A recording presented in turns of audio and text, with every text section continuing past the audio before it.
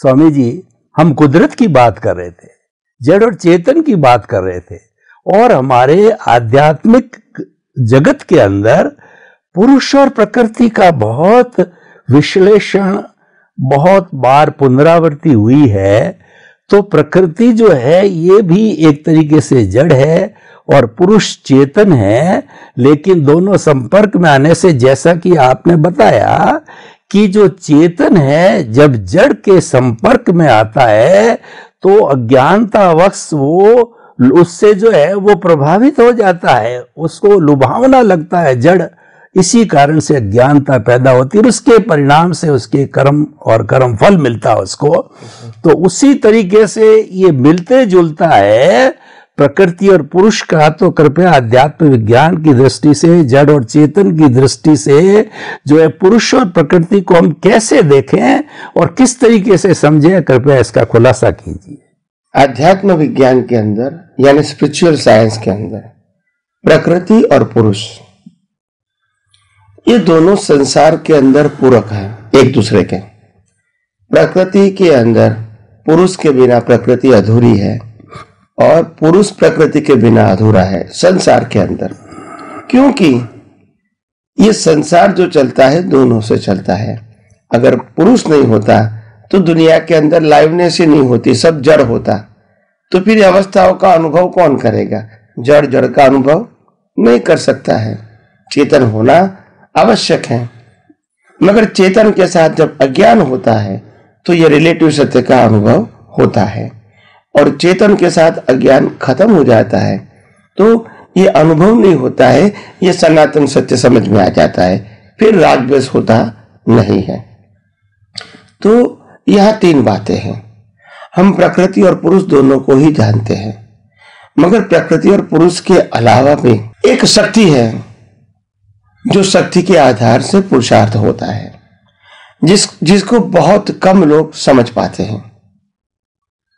क्योंकि जब मैंने कहा तुम्हारा जन्म जीवन मृत्यु यानी मन वचन काया तीनों का क्रिएटर ऑपरेटर डिस्ट्रॉयर कुदरत है, तो फिर नए कर्म कौन बनाएंगे और कैसे बनेगा? यह भी तो बड़ा प्रश्न है। आत्मा के पास कर्म बनाने की सत्ता नहीं है और कर्मों की भुगतान करने की सत्ता नहीं है। हाँ, आत्मा कर्म बांधते समय और कर्म की भुगतान करते समय कैटालिस्ट जरूर है। उनकी हाजिरी के बिना कर्म बनना और कर्म के भुगतान करना संभव नहीं है, मगर वो न कर्म चार्ज करता है और नहीं वो कर्म डिस्चार्ज करता है। तो मन वचन काया से जन्म से मौत तक जो कुछ भी होता है वो तो कर्म फल है, और कर्म फल का कंट्रोल तो कुदरत है। तो फिर नया कर्म बनाने वाला कौन है, ये भी तो जानना पड़ेगा ना, तभी तो साइंस कंप्लीट होगा ना। जब ये नहीं जानोगे तो फिर पुरुषार्थ कौन करेगा? अज्ञान किसके पास है? अज्ञान को किसको मिटाना है? क्योंकि शरीर का तो एंड होने वाला है और मन वचन काया का एंड उसी के साथ ही हो गया, और साधन संपत्ति संबंधों सत्ता का एंड भी उनके साथ हो गया, तो उसकी तो कोई बात ही नहीं है। मगर आत्मा और प्रकृति के अलावा एक जो तत्व है उसका नाम है प्रतिष्ठित आत्मा। यह प्रतिष्ठित आत्मा अपने ज्ञान दर्शन के मुताबिक, अपने डेवलपमेंट के मुताबिक, अपनी अनुभूति के मुताबिक हर संजोगों को एनालिसिस करके वो कर्मचार्य करता है, चाहे राग के माध्यम से, चाहे द्वेष के माध्यम से, चाहे इंटेंशन के माध्यम से। वो नया कर्म चार्ज करता है, नया भाव चार्ज करता है। और ये ऑब्जर्वेशन के लिए, एनालिसिस के लिए हर अवतार में कुदरत हर जीव को मन बुद्धि चित्त अहंकार फ्रेश देता है। सो इन स्पिरिचुअल पाथ मन बुद्धि चित्त अहंकार जो फ्रेश है is a processing factory of a to create a new cause. नए कर्म को जन्म देने की प्रोड्यूस करने की यह फैक्ट्री है और इसका नाम है प्रतिष्ठित आत्मा। इसमें प्रोसेस होती है आत्मा की हाजिरी और यह संजोग, ये दो तो है, उसके साथ आपका डेवलपमेंट जो लेकर आए और आपका इस अवतार का डेवलपमेंट, ये दोनों मिला के अवस्था को वो सार निकालते हैं और सार निकालते के वो भाव करता है। तो वो भाव मन बुद्धि चित्त अहंकार की प्रोसेस से होता है। तो मन बुद्धि चित्त अहंकार की प्रोसेस से उनका प्रोडक्शन क्या होता है? स्पीच एंड एक्शन का कॉज। नेक्स्ट बर्थ में जो मन बुद्धि चित्त अहंकार की जो प्रोसेस हुई है वो रेडीमेड रिजल्ट के फॉर्म में आएगी, इनर और आउटर स्पीच एंड एक्शन के संजोग कुदरत देंगे। इनके पीछे की प्रोसेस तो आपके पास है ही और बाहर के संजोग देते हैं कुदरत, बोलने का और क्रिया करने का। तो इस प्रकार से पूरा जो अज्ञान है वो प्रतिष्ठित आत्मा में है, पूरा पुरुषार्थ जो है प्रतिष्ठित आत्मा में है और अज्ञान को मिटाने का पावर भी प्रतिष्ठित आत्मा में है। आत्मा को आत्मा मानना, उनके स्वभाव को मानना, उनके गुणों को मानना, वो भी प्रतिष्ठित आत्मा का स्वभाव है। और प्रकृति को जानना, मानना, अनुभव करना, या तो सनातन सत्य का या रिलेटिव सत्य का, वो भी प्रतिष्ठित आत्मा का काम है। तो जब यहां मैच्योरिटी जो होती है वो प्रतिष्ठित आत्मा की होती है, न प्रकृति की होती है न परमात्मा की होती है, मगर ये रहस्य किसी को मालूम नहीं होता है।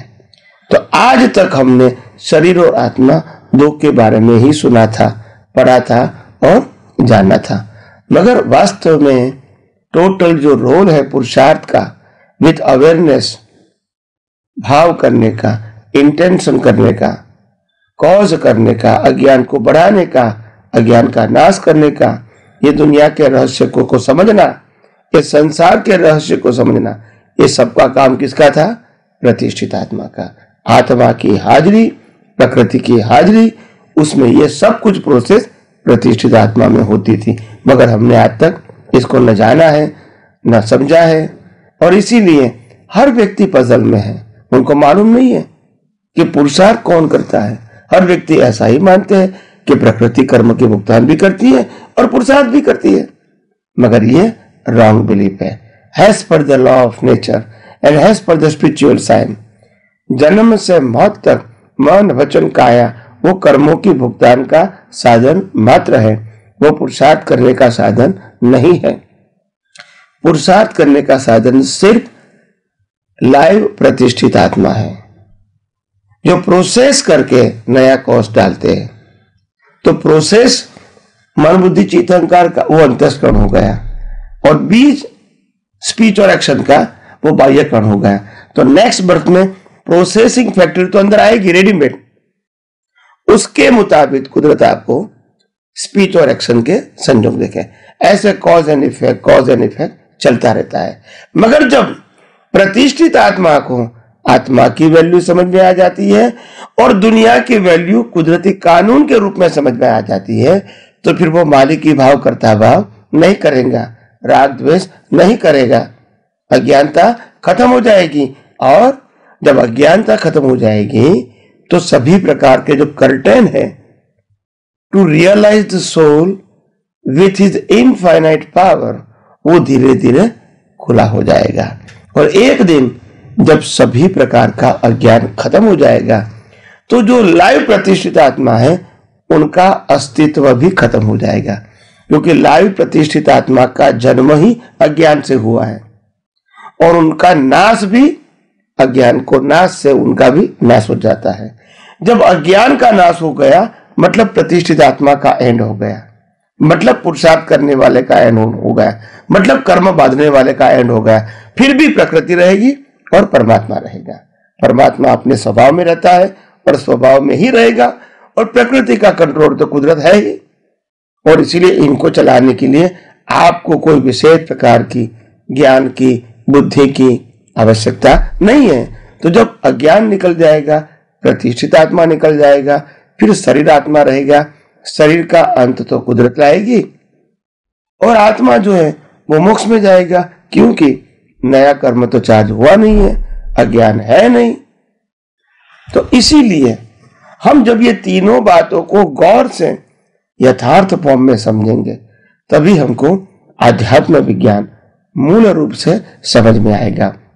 तब समझ में आएगा कि दुनिया के सभी रहस्य को जानने वाला आत्मा की हाजिरी से सिर्फ मनुष्य भाव में ही संभव है और कोई भाव के अंदर ब्रह्मांड के रहस्य को जानना, समझना, अनुभव करना पॉसिबल नहीं है। और इसीलिए मानव भाव की बहुत कीमत है। तो मैंने जड़ की, चेतन की और उनके बीच जो प्रतिष्ठित आत्मा है उनका भी क्या रोल है, उनका भी क्या इंपॉर्टेंट है, वो बताने की कोशिश किया है। आइए हम सब और विज्ञान को समझने की कोशिश करें।